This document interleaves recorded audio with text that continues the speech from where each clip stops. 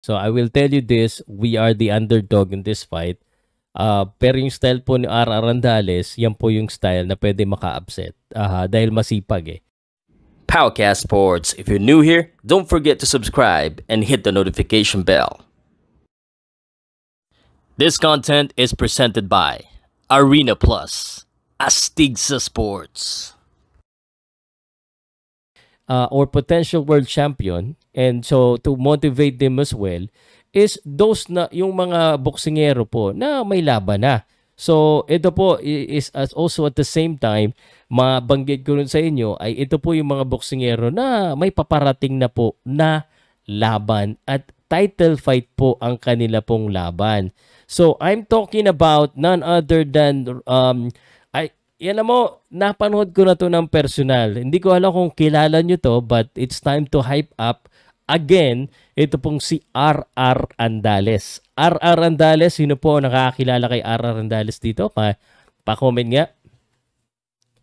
Sino po nakakilala kay RR Andales? Ay, what's up muna? Batiin ko muna ang ating kaibigan na lagi nagsisend dito sa akin na kung saan mapapanood ng mga Japanese fights. Minsan tahimik lang ako doon sa GC namin. Salamat po. Yun. RR Andales Acero. Ang tawag nila ito. Si Winter. Obvious naman, Winter. Kilala mo yan. Winter! Yeah, sinusubaybayan. Yan, salamat sa... Sino pa ba? Sino pa ba nakakilala? Aside from Winter, Cabro, sino po nakakilala kay RR Andales? RR Andales is probably one of the most relentless boxers that I've seen. And kung mapapanood mo yung laban nito, napakasipag. And he has experience already in the world stage. He has fought ito si Neum Trong. This is a world title, WBA world title. And maganda po yung mga nakakalaban niya. No? And syempre, now he is back again. I'm not saying that this is gonna be easy.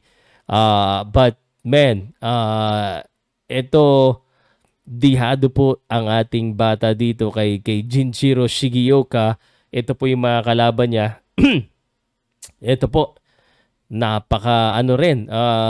napakagaling din itong hapon na ito. Undefeated 10-0-8 knockouts.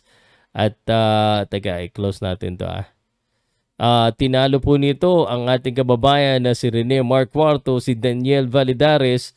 At, so, medyo mahirap po ang laban na ito para kay kay RR Andales. One other thing, relentless pressure, volume punching. Yeah. Correct. Ito po yung comparison po ng dalawang boksingero. RR Andales versus Jinchiro Shigeoka.